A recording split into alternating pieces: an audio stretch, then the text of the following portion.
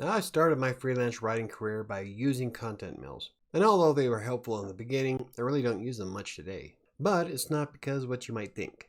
I'm Mike with WriterSanctuary, and today I'm going to go over why I don't use content mills so much nowadays. So if you don't know, a content mill is essentially a business that connects you, the writer, with a client. Now, in order for these businesses to make money, there has to be a sense of anonymity. So the writer and the client really don't know who each other are. This is because if they go off of the content mill, then they lose money. It's a business practice.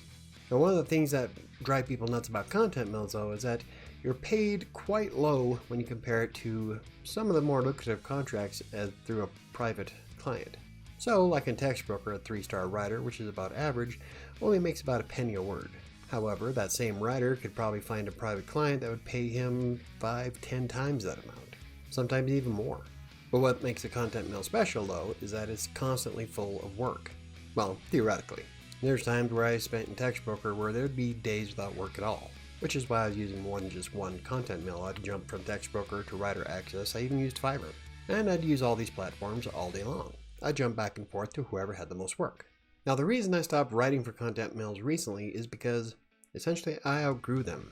Once I started landing clients outside the content mills, there was really no reason to go back.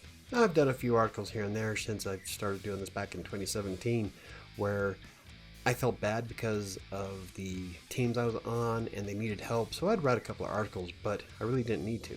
Now, it's been quite a long time since I've actually sat down and completed an article for any of the content mills. And that's because my private clients pay me enough to where I don't need to worry about it.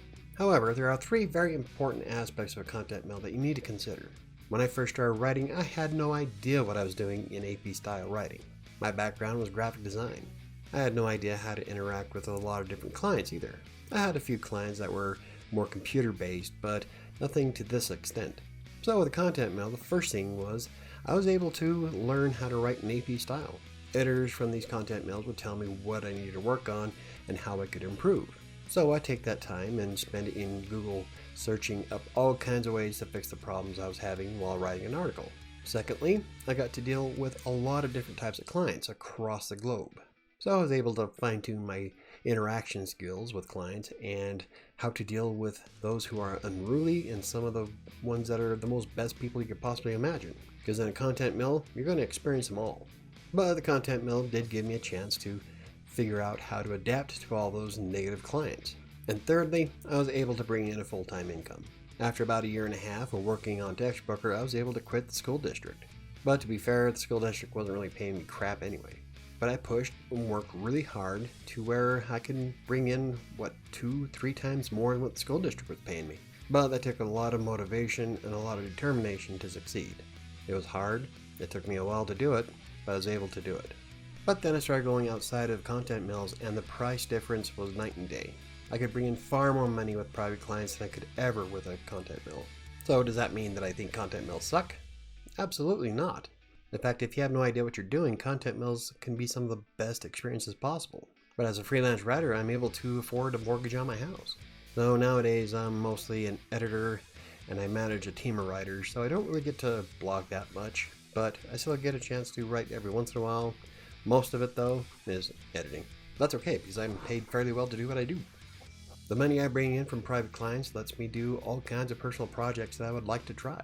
One of them being this YouTube channel. If I was to do content mills, there'd be no way that I'd have the time to do any of the 4 blogs I'm trying to set up, the 3 YouTube channels, the podcast that's coming up, and streaming on Twitch.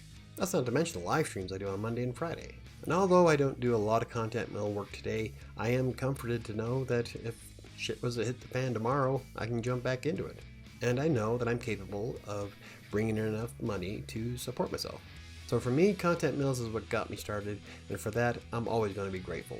And because they did play such an integral part of my development as a freelance writer, I'll always suggest using a content mill in the very beginning for people who don't know what they're doing.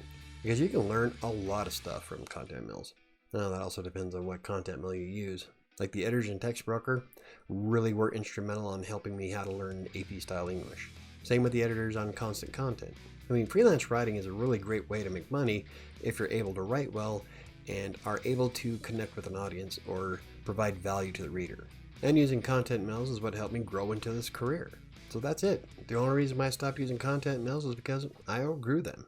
I make more money what I'm doing now, but they are what got me started. So what kind of jobs have you outgrown because of professionalism or skill? I've had a lot of different jobs over the years, and I think freelance writing on content mills was probably the only one that really progressed me into something far better. I enjoy my job. If you enjoyed the video, hit the like button. For more videos about freelance writing, WordPress, blogging, or anything else I cover, hit the subscribe button. Don't forget to hit the notification bell. That's going to do it for me today. I'll see you next time.